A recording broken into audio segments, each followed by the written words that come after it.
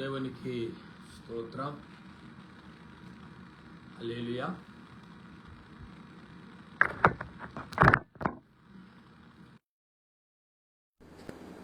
ప్రభునందు ప్రియ దేవుని విశ్వాసులారా, ప్రభు పేరట మీ అందరికీ వందనాలు, శుభాలు. మరణాత మరణాత దేవుడు మనకు అనుగ్రహించిన కృపను బట్టి వందనాలు, స్తోత్రాలు చెల్లిస్తూ మన దేవదేవునికి కృతజ్ఞతాస్తుతులు చెల్లించే వారమై ఉన్నాము. ప్రార్థన. పరిశుద్ధుడా పరిశుద్ధుడా పరిశుద్ధుడా, ప్రేమామయుడా, కరుణామయుడా, దయగల మా తండ్రి, కరుణ సృష్టికర్త, మహోన్నతుడా, మహాగణుడు అయిన మా పరలోక రాజా, నీకు వందనాలు, స్తుతులు, స్తోత్రాలు చెల్లిస్తున్నాం.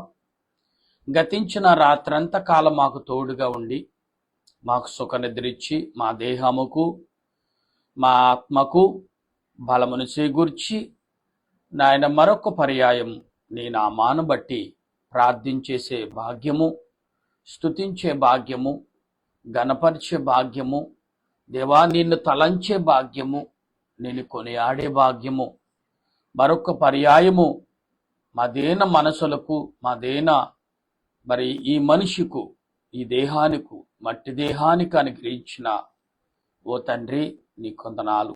ఎంత ప్రేమ గల దేవుడు అయ్యా, ఎంత దయామయుడు అయ్యా, నువ్వు మా మీద ఎంత ప్రేమ ఉంటే ఇంత గొప్ప ఆయుష్నిచ్చి మరొక దినమును మాకు దయచేసినందుకు వందనాలు. ఈ ఉదయ కాల సమయంలో ఏకవజావన మా తలంపులు, మా ఉద్దేశాలు సరిచేసి ఈ దినము మేము చేయవలసిన ఆలోచన అంతటిను మీరే అధ్యత వహించి ముందుకు నడిపించమని మా రక్షకుడును ప్రభువైన క్రీస్తు దైవ నామమున అడిగి ప్రార్థన చేయుచున్నాను పరమ తండ్రి, ఆమేన్.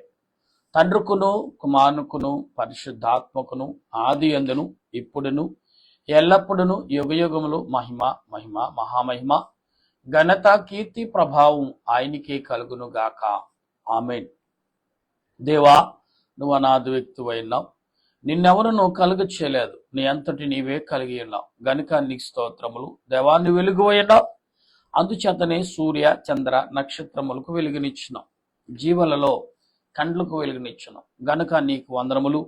దేవా, నువ్వు జ్ఞానమయ్యున్నావు, అందుచేతనే దేవదూతలకు, మనుషులకు, జీవరాశులకు జ్ఞానమిచ్చినావు. అట్టి జ్ఞానము వలన అనేకమైన మర్మములు మాకు కనబడుచున్నవి. కనపడిన తండ్రి గనుక మీకు మా వందనములు, ఆమేన్.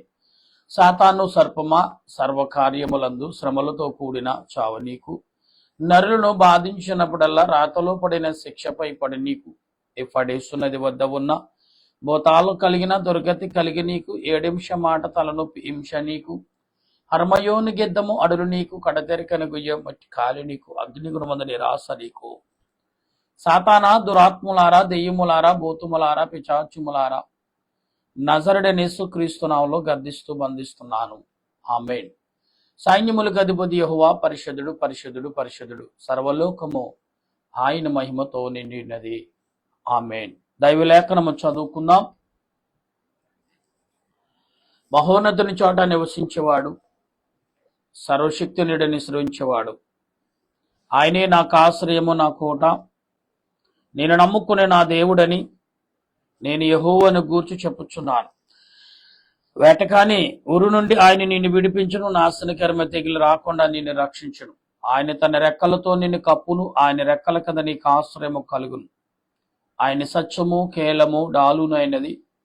రాత్రివేళ కలుగు భయముకైనను, పగటి వెలుగు భవనముకైనను, చీకటిలో సంచరించు తెగులుకైనను, మధ్యాహ్నమందు పాడు చేసి రోగముకైనను నీవు భయపడకుందు. నీ పక్కన 1000 మంది పడినను, నీ కుడి పక్కన 10,000 మంది కూలినను అపాయము నీ యొద్దకు రాదు.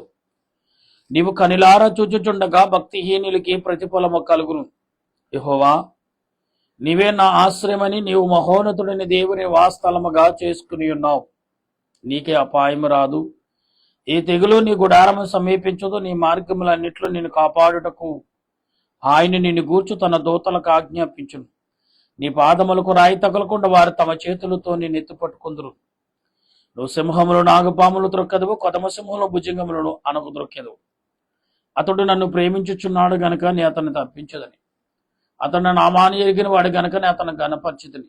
అతడు నాకు మొరపెట్టగా నేను అతనికి ఉత్తరం ఇచ్చేదని, శ్రమలో నేను అతనికి తోడైనదని, అతను విడిపించి అతను గొప్ప చేసి దీర్ఘాయుషతను తృప్తిపరిచిదని, నా రక్షణ అతనికి చూపించదని. ఆమేన్. దేవుడి మాటలు మన హృదయాల్లో ఫలింపచేయును గాక. ఆమేన్.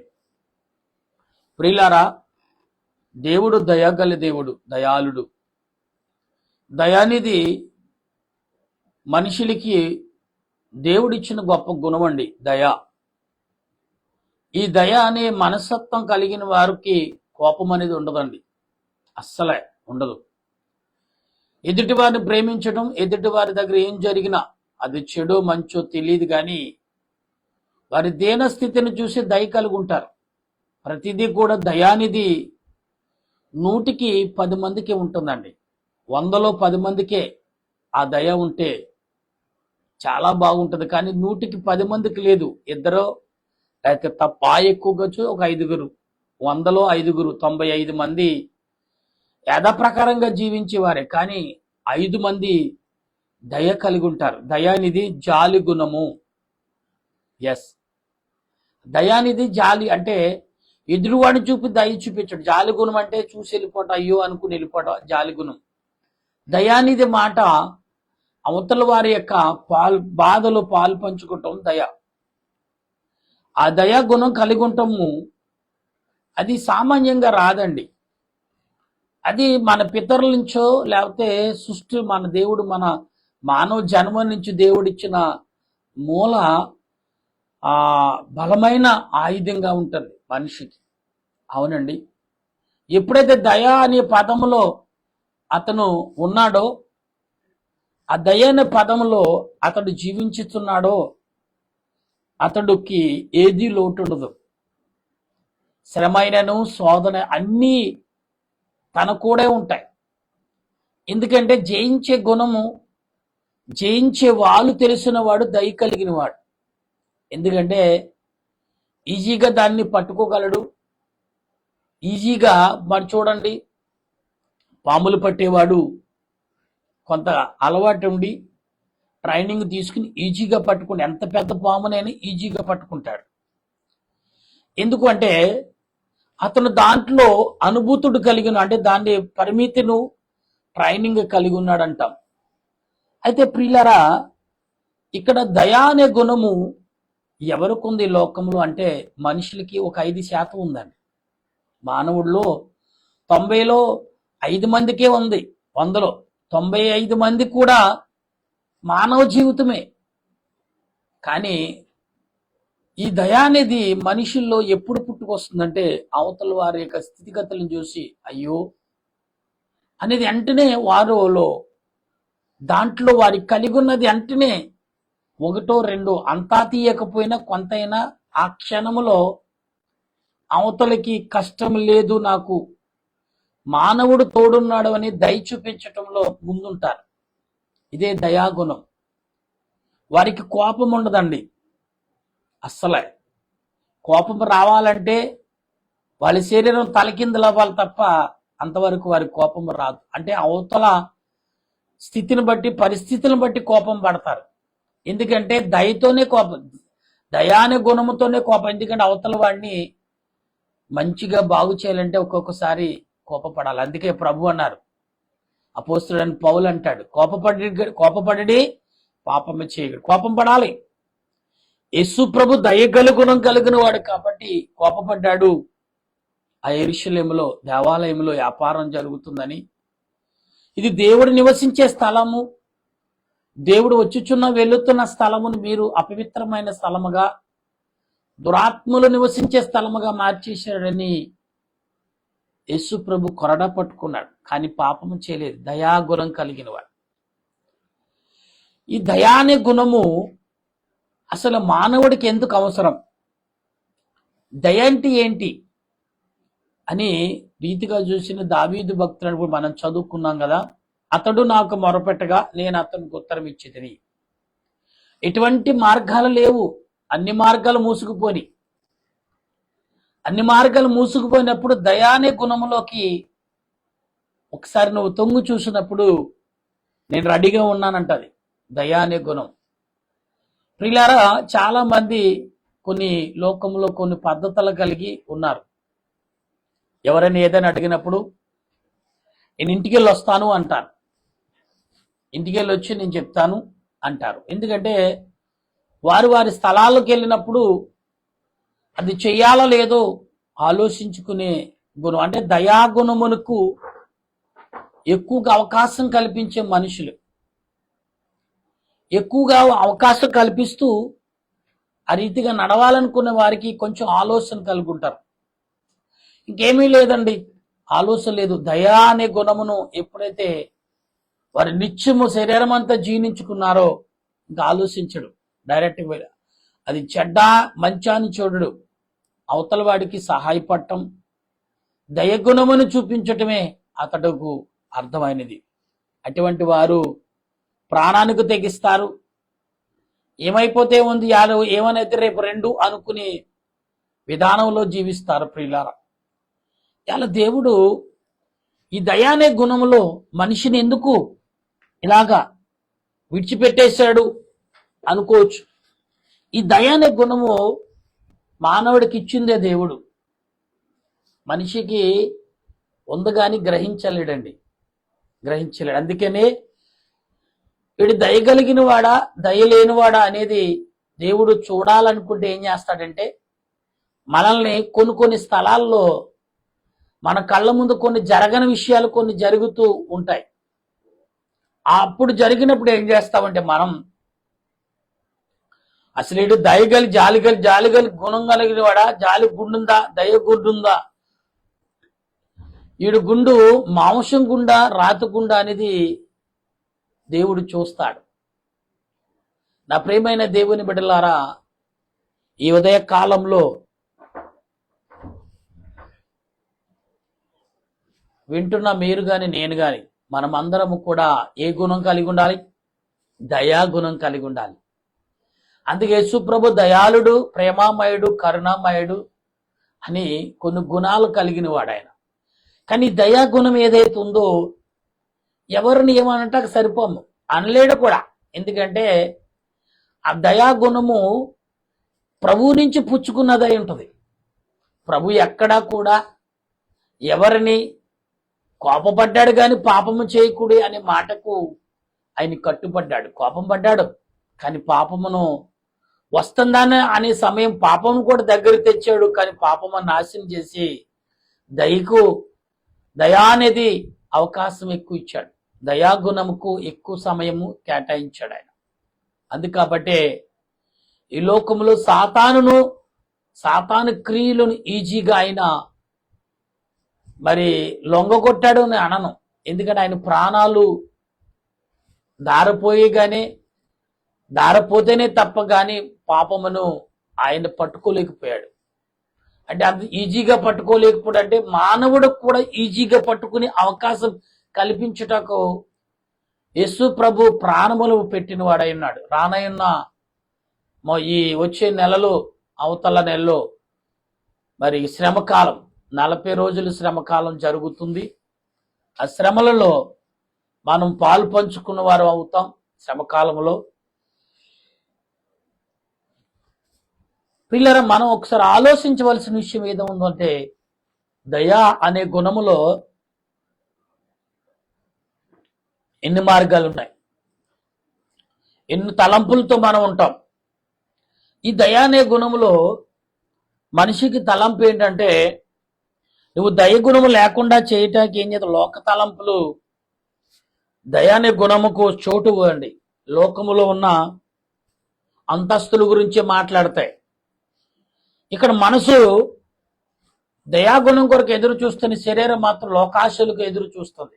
అందుకనే లోకంలో ఆధిపత్యం సంపాదించుకోవాలనుకున్న ఈ దేహానికి దయాని గుణముకు అవకాశం ఇవ్వదు. దయాని గుణము నీలో ప్రవేశిస్తే ద్వేషం, అసూయ, అక్రమం, అన్యాయం, పాపం ఇవన్నీ కూడా నీలో ఉండలేవు. ఎందుకంటే ప్రియులారా, దానికి ఉదాహరణకి ఒక అయస్కాంతము ఏమండి, ఒక నేల మీద వేయండి, నేల మీద ఎంత ఐరన్ ఉంది, ఇనుప గనులు ఉన్నాయి అనేది అయస్కాంత వేయగానే కనబడుతుంది. ఎందుకు అంటే ప్రియులారా, మనము ఆలోచించగలుగున్నాం కాబట్టి దాని యొక్క విలువను గ్రహించగలుగుతున్నాం. అలాగే దేవుడు మన దేహాన్ని విలువను గ్రహించాడు కాబట్టి దయానే గుణమును మనకు పెట్టాడు. ఏం చేశాడు? ఈ దేహాన్ని దేవుడు గ్రహించాడు కాబట్టి దయానే గుణమును నీకు నాకు అమర్చిన వాడై ఉన్నాడు.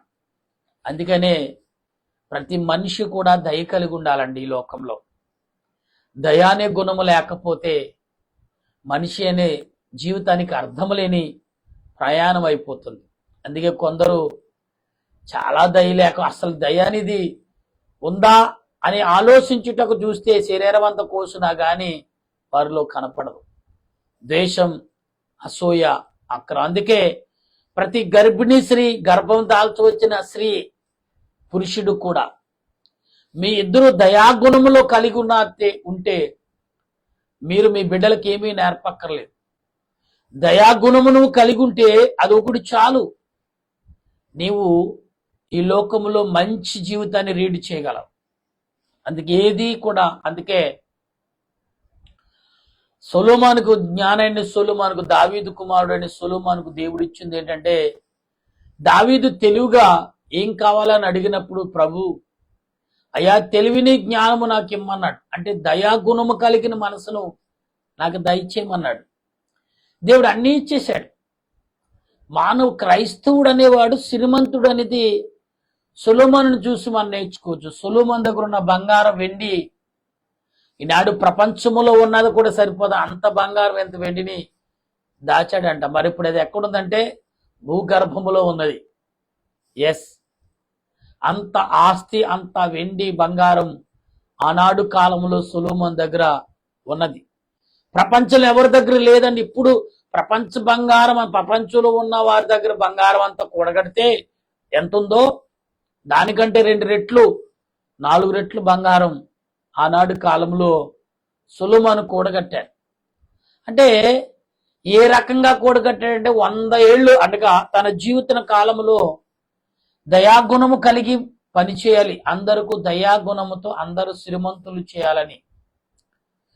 పరలోకమైన దేవుడు శ్రీమంతుడు, ఆయనకు కూడా ఇక్కడ చోటు ఉన్నదని క్రియేట్ చేశాడు. ఎవరు? జ్ఞానైన సొలొమోను. క్రియేట్ చేయటం అంటే మనం తెలుసు కదా, ఇద్దరు ఆ స్త్రీలు ఒక బిడ్డ కోసం కొట్టుకున్నప్పుడు అక్కడ ఆ బిడ్డ మీద, పసిబిడ్డ మీద దయాగుణము కలిగి కఠిన మనసుతో మాట్లాడాడు, కఠినమైన మాటతో మాట్లాడాడు. అయితే 2 కలిసి ఇచ్చేయండి, ముక్క ఆవిడికి ఓ ముక్క ఈవిడికి ఇచ్చేయండి అన్నాడు. సింపుల్ గా క్వశ్చన్ చేశాడు. వాదభేదాలని అవతల వారు వినకుండా యువతల వారు 2 నిమిషాలు చాలండి. సెటిల్మెంట్లోకి అవతల వారు మాట్లాడి 2 నిమిషాలు, 2 మాటలు. అవతల వారు మాట్లాడే మాట కానీ యువతల వారు మాట్లాడి వారి మాట్లాడే సమయం మనం లెక్కిస్తే ఎవరు దయగుణం కలిగి ఉన్నారో, ఎవరు కఠినమైన హృదయం కలిగి ఉన్నారో ఈజీగా చెప్పొచ్చు. ఓళ్ళు ఆడ పోస్ట్ నుంచి రాత్రి నుంచి ఉదయకాలం వరకు చెప్పక్కర్లేదు. 2 నిమిషాలండి, 2 నిమిషాలు అంటే 120 సెకండ్లు ఆ మనిషి యొక్క గుణమును మనం గమనించవచ్చు. అతడు ఎంత ఆవేశంతో మాట్లాడతాడు, ఎంత ఆలోచించి మాట్లాడుతున్నాడు, ఎంత ఓర్పు కలిగి మాట్లాడుతున్నాడు, ఎంత అనీజీగా అంటే శక్తిని కోల్పోయి మాట్లాడుతున్నాడు. నేను భూమి మీద నన్ను మించిన వాడు లేడు, మృగాన్ని అనే రీతిలోకి, మృగం పక్కన నిలబడని కాదు, నాదే ముందు స్థలము అంటాడు.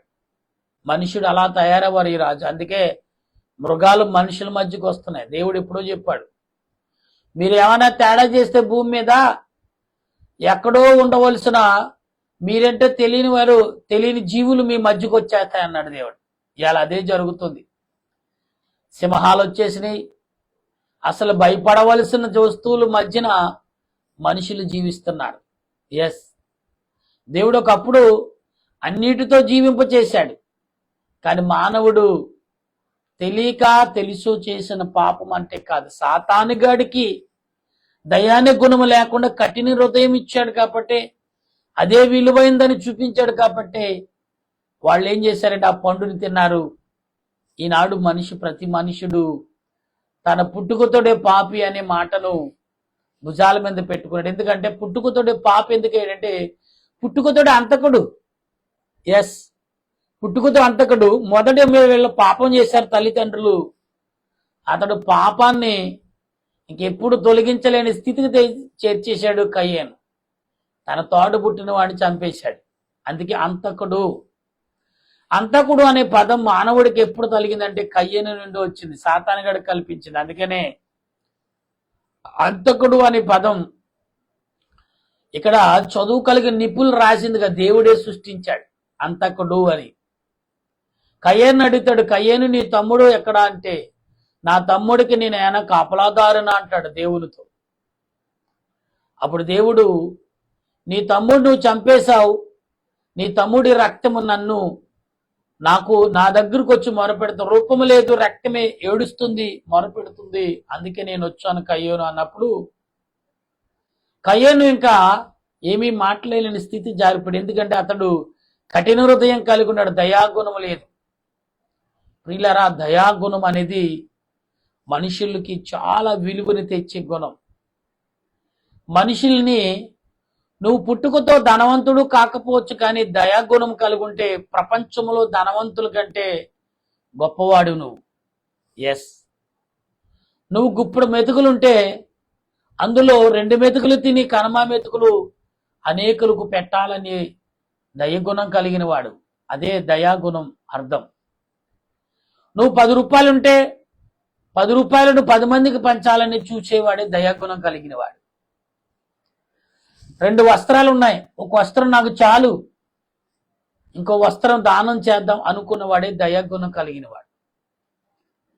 కోపము తీసివేసి ప్రేమను చూపించేవాడు మహాదయ గుణం కలిగిన వాడు. అంటే దేవుని ప్రేమ గుణమును సంపాదించుకున్నవాడు కోపం అనేది లేకుండా నడుస్తాడు. ఇక్కడ